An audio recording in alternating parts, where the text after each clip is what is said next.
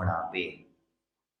गुणी की परिभाषा कहते हुए कहते हैं जिनके अंदर में गुण ही गुण विराजमान होता है, उन्हीं को देख करके अपने हृदय में प्रेम उमड़ता है। एक प्रेम जो है वो प्रेम हमारे अंदर जब एक माँ अपने बच्चे को देख करके जितना प्रेम दुलार जिसको हम कहते हैं वो उमड़ता है, तो वह जब कभी बहुत दिनों के बाद देखती है तब उसके अंदर में भावना आते हैं।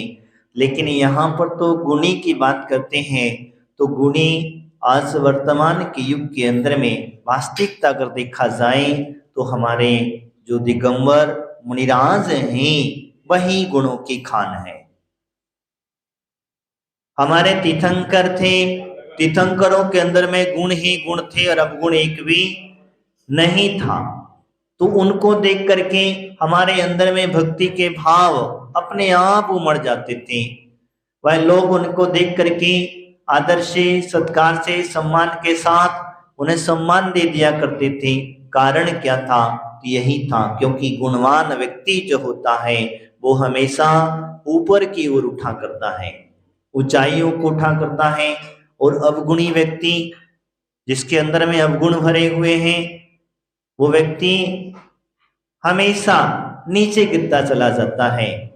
आज वर्तमान के युग के अंदर में जिन गुणी जनों की बात करते हैं उन गुणी जनों को देख करके हमारे प्रेम उमड़ना चाहिए। अब आज तो देखा जाता है कि हमारे मुनिराज अगर हमारे गांव में हैं, हमारे नगर में हैं, तो हम उन रास्ते से जा रहे हैं तो जा करके उन्हें देख करके हम कभी कभी क्या करते हैं, अपना मुंह घुमा लेते हैं। कौन घुमाता है? जिन्हें साधुओं से प्रेम नहीं है, जिनको आज वर्तमान में दिगंबर निराशों को मुनि नहीं मानता है, वही घुमाएगा। और कौन घुमाने वाला है? या किसी गुरु ने उनकी बात नहीं सुनी तो घुमा लेगा, कोई बात उनके अनुसार नहीं कहे तो घुमा लेगा, कहेगा जान दो क्या लेना देना है। तो वास्तविकता में वो गुणी जन के वैसे कहते हैं तो कौन किसके लिए नुकसान कर रहा है? अगर मान के चलो मैं आपके यहाँ आया हूं और तुम मेरे दर्शन करने ना आओ तो नुकसान किसका?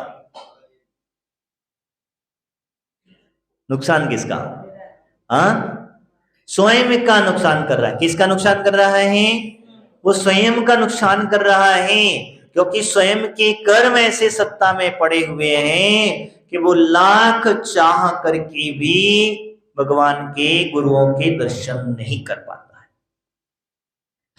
शायद आपने कथानक एक सुना हो ना सुना हो, मैं एक बार हमेशा कहता हूं कि जब भगवान महावीर स्वामी को केवल ज्ञान हो गया था, वैसे भी भगवान महावीर स्वामी का 25वां 50वां निर्वाण महोत्सव चल रहा है, तो आज सहयोग भी मिला।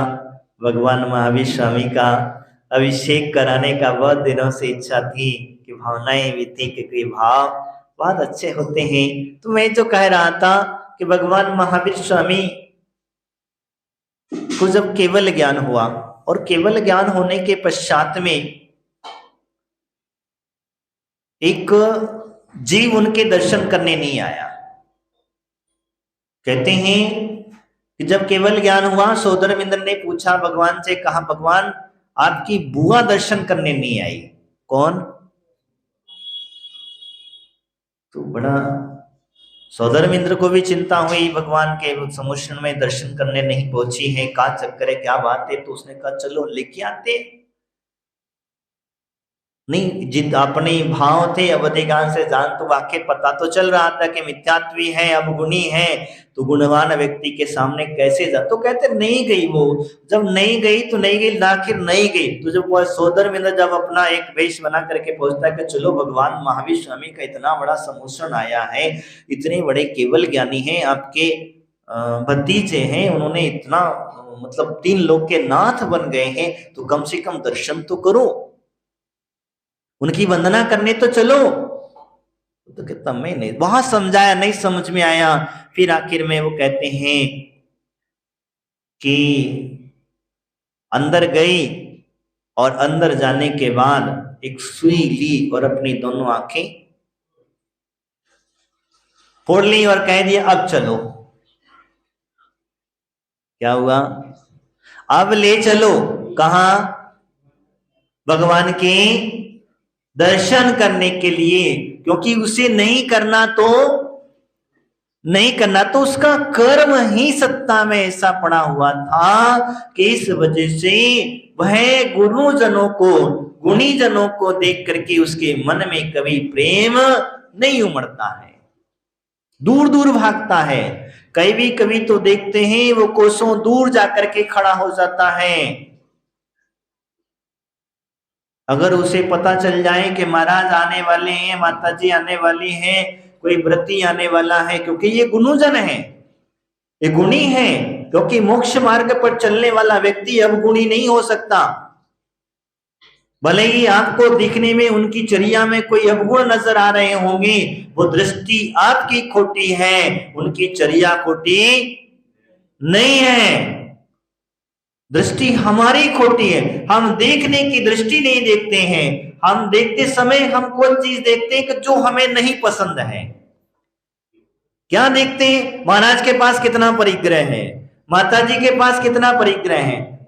महाराज के पास गए दर्शन करने के लिए, नमोस्तु करने के लिए गए, तो पहले देखते हैं महाराज ने हाथ उठाया कि नहीं। नमोस्तु कर रहे हो कि हाथ देख रहे हो? ये बताओ पहले हमें, तुम क्या देख रहे हो?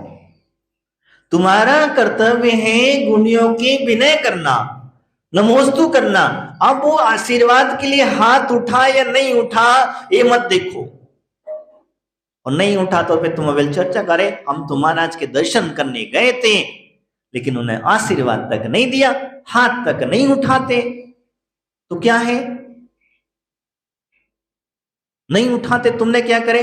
तुम तो गुणवान व्यक्ति के वंदना करने गए थे, तो भी अवगुण कहां से आ गए?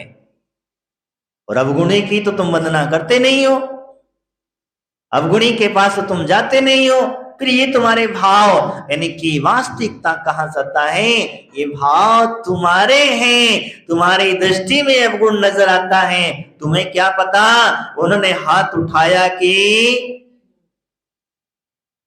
जरूरी थोड़ी ना है कि वो हाथ उठा करके ही आशीर्वाद देंगे, तभी आशीर्वाद लगेगा।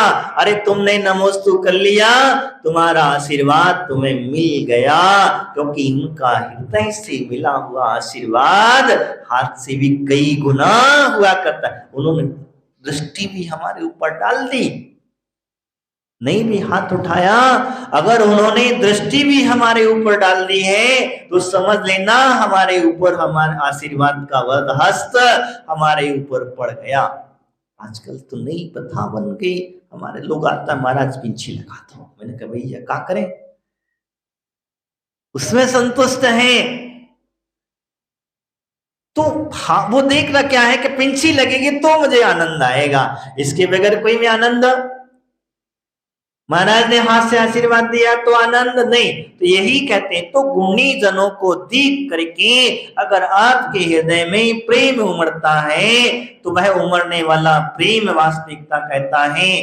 तो क्या कहता है? तभी उमड़ेगा, क्योंकि वो जो प्रेम उमड़ा है, भक्ति करने का प्रेम उमड़ा, भक्ति का प्रेम उमड़ा है, और वो प्रेम हमारे लिए क्या कहता है? तो कहते बने जहां तक उनकी सेवा करके ये मन शुभ पाव। देखना, गुरुओं की सेवा, भगवंतों की सेवा जो व्यक्ति करने के बाद सुखी होता है, और वो दुखी होकर के अगर इनकी सेवा करता है तो वो दुखी रहेगा, क्योंकि उसके मन में पहले ही शंका कुशंका है, उसके मन में पहले ही उसकी जिज्ञासा वैसी भरी हुई है, तो क्या होगा? वो दुखी होगा। और सुखी होने वाले की बात कहता है, वो कहता है आज हमारा धन्य हो गए, हमारा जीवन धन्य हो गया कि आज हमारे वर्तमान के युग के अंदर में हमारे मुनिराज देखने को मिल रहे हैं। आज हमारे गुरु महाराज देखने को मिल रहे, आज हमारा जीवन धन्य हुआ है और वह इतना धन्य मान करके चलता है। अब क्या करता है? सेवा। अब सेवा में क्या करोगे? भैया वृत्ति। और बढ़िया वृत्ति के करने के प्रकरण अलग अलग तरीके से होता है। जैसे महाराज आहार विहार में जाते हैं तो आप उनके साथ चल रहे हैं, ये भी एक प्रकार की सेवा है। आप महाराज के आहार चर्या का चौका आदि लगा रहे हैं, ये भी एक प्रकार की सेवा है। भैया वृत्ति के अंतर्गत दान तो है ही। मुनिराजों को आहार दान आदि देना, उनके अनुकूल चर्या करवाना, ये दान तो है ही। दान के साथ साथ में भैया वृत्ति भी है। तुम सोचते हो कि हम महाराज के पैर दबाएंगे तभी हमारी वैया वृत्ति होगी। हम सोचते हैं कि माता जी आदि के पास में जाते हैं तो हम उनके पैर दबाएंगे तभी हमारी वैया वृत्ति होगी। नहीं भैया, इसके अलावा भी उनकी व्यवस्था बना देना, उनके अनुकूल उनकी चर्या के अनुसार जो है आहार आदि की व्यवस्था बना देना, रुकने आदि की व्यवस्था बना देना, कोई तकलीफ ना हो, विकल्प ना हो, और हमारे मुनि महाराज माता जी आदि जो हैं निर्विकल्प अपनी साधना करते रहे, इससे बढ़कर के कोई भैया वृत्ति नहीं है। क्योंकि उनकी साधना चलती रहेगी तो तुम्हें अपने आप पुण्य लगता रहेगा। किसी ने सेवा कर ली, थकान है, चल करके आए तो महाराज के पैर दबा दिए, चलो ठीक है। लेकिन अगर महाराज तो रुके हुए हैं, अब तो पैर दबाने की आवश्यकता नहीं है, तो क्या करें? अब ठंडी का मौसम है तो ठंडी में महाराज तो कहेंगे नहीं तो हमें गर्म कर दो, क्या होता? तो गर्म कर दे। तो ऐसा भी नहीं। तो इस तरीके से जो चीजें होती हैं, अब ठंडी का मौसम है तो क्या करा जाएगा?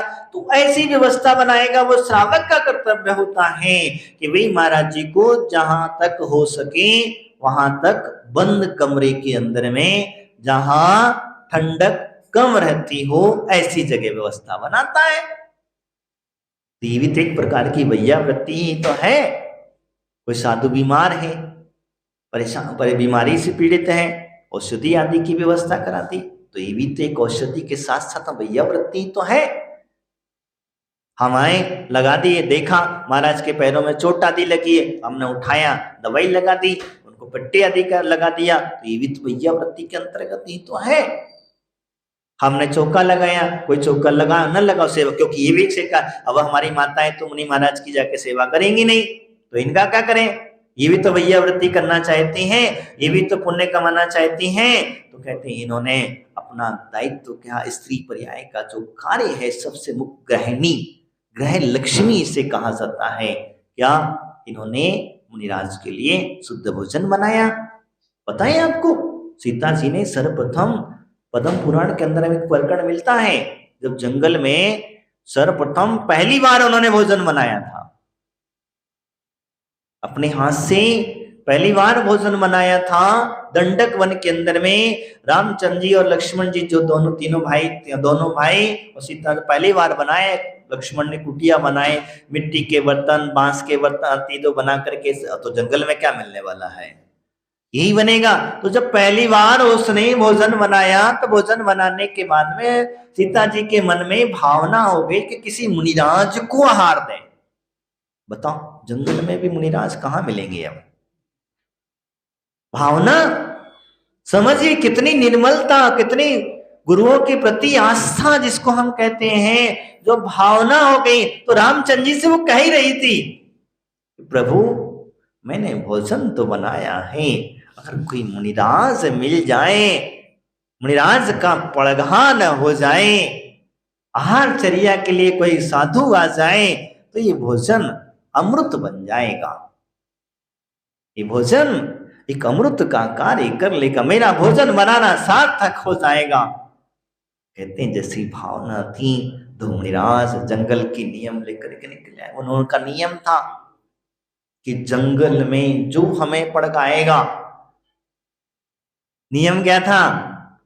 जंगल में जो हमें पड़काएगा हम वहीं आहार करेंगे, नहीं तो नहीं करेंगे। रिद्धिधारी तो थे, नियम अटपटा लेके निकल लिए।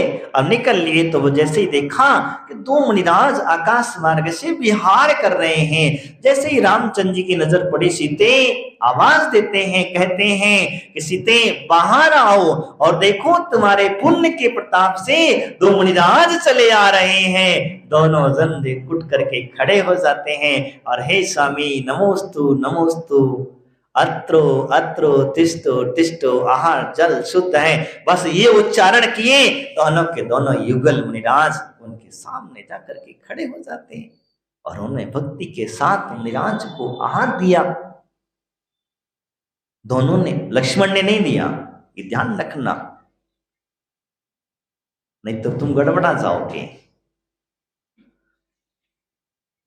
क्योंकि अगर लक्ष्मण आहार दे देगा तो फिर नीचे नहीं जाएगा। ये विशेषता समझना, साधु की सेवा करने वाला जीव हमेशा ऊपर की ओर ही उठता है। मुनिराजों को आहार चर्या आदि कराने वाला जीव नियम से भोग भूमि में जाता है, नियम से भोग भूमि में जाता है। तो सीता जी ने कहते हैं कि जब भावना भाई थी तो उनकी भावना सफल हुई और वही कारण हुआ कि सर्वप्रथम मुनिराज को उसने आहार कराया, दोनों को आहार किया। आहार देने के बाद उनकी जो टूटी फूटी झोपड़ी उन्होंने जंगल में लकड़ी की बनाई थी, उसके आंगन में रत्नों की वर्षा हो गई। कैसे हुई? किसके प्रभाव से हुई? मुनिराज के प्रभाव से वह उसके घर में रत्नों की वर्षा हो गई। तो इसीलिए मेरी माताओं, मैं हमेशा कहता हूं कि मुनिराजों को देख करके तुम्हारे ये भाव होना चाहिए कि ये बेटा किसी और का नहीं, ये माता जी ये मेरी ही बेटी है और मेरा ही बेटा है। तो बेटा के प्रति माँ के भाव क्या होते हैं? क्या होते हैं बताओ? कैसे भाव रहते हैं? माँ के भाव होते हैं कि मेरा बेटा अगर आया है तो बढ़िया सुंदर सुंदर भोजन बनाते ना आप लोग। जब महाराज का चोखा लगता है तो क्या करते हो? नहीं भी खाते, नहीं महाराज थोड़ा सा ले लो। अरे महाराज कहते हूँ नहीं और ले लो। जबरदस्ती इतने अपने बेटे को खिलाए कभी इतना प्यार से? हाँ, अपने बच्चे को खिलाए हो? तो नहीं, तो क्यों खिलाते हो आप लोग बताओ? इतना प्रेम से इतने प्यार से खिलाते हो महाराज को, तो क्यों करते हो? क्योंकि आपने समझ लिए भर में हृदय है, ये भावनाएं होती हैं। तो इसीलिए कहा जाता है गुणी जनों को हृदय में देख करके जब प्रेम उमड़ता है, और जब प्रेम उमड़ता है तो माँ अपने बच्चे को अच्छी से अच्छा मन पसंद भोजन कराती कि नहीं कराती? कराती ना। जितना भी अंदर छुपा छुपा के धरे रहती ला के बेटे को खिला देती है, चुपचाप से खिला। पति को नहीं खिलाएगी, उसे ना खिलाएगी, वो कहेगी ठीक है पापा ना जल्दी खा ले तू, अभी खुद नहीं खाएगी, खुद नहीं खाएगी, खुद कभी ग्रहण नहीं करेगी, खुद भले ही वो दुख सहन कर लेगी, पीड़ा सहन कर लेगी, लेकिन बच्चे के लिए। तो इसी प्रकार से मेरा कहने का मतलब वही होता है। तो सेवा करने के जो भाव होते हैं वो सेवा करके ही मन में सुखी होना, दुख उत्पन्न मत करना। किसी की सेवा करने के बाद अगर कहीं आपको कोई पीड़ा आती हो जाए, कोई तकलीफ हो जाए, या कुछ बात हो जाए, या महाराज ने आपको डांट दिया, या माता जी ने कुछ कह दिया, तो आप गुस्सा मत होता, नाराज मत होना, उनके विचार गलत भाव मत रखना। कहीं आप गए, किधर गए, दर्शन करने के लिए पहुंचे, आपको सम्मान ना दे पाए, बातचीत ना कर पाए, तो मन में ये विचार मत रखना कि कहीं भैया हम तो गए थे महाराज के पास, लोग हमें देखा तक, माता जी के पास गए देखा तक, ये सब भाव नहीं। हमारा तो मन प्रसन्न होना चाहिए, उनकी दृष्टि पड़े अथवा ना पड़े, मैंने तो मेरी सेवा करी, मुझे जो सेवा करनी थी मैंने सेवा करी, और सेवा करने से वो जो फल है, हमारे आचार्य गुरुदेव भगवंत कहते हैं कि हमेशा मन में सुख और संतुष्टि का जीव जो होता है, और वो सुख एक आनंद में होता है। लोगों की प्रशंसा के लिए सेवा नहीं करते हम, लोगों की प्रशंसा पाने के लिए सेवा नहीं करते हैं, हम लोगों को दिखाने के लिए सेवा नहीं करते हैं, सेवा करने के भाव होते हैं, वही होता है। तो इसलिए आपको सेवा करने का मौका मिला और वास्तविकता में ये परिवार तो हमारा परिवार है। कौन सा ऋषभ जी गलत तो नहीं कर रहे? देखो सो गए हमारे।